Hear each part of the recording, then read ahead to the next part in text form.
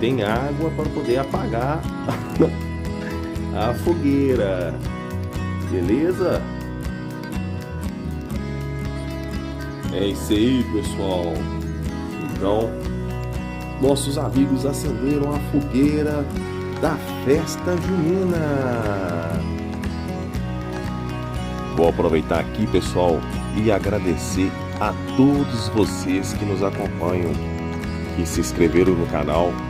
Agradecer aos nossos amigos, parceiros, a Fazendinha de Brinquedo JC,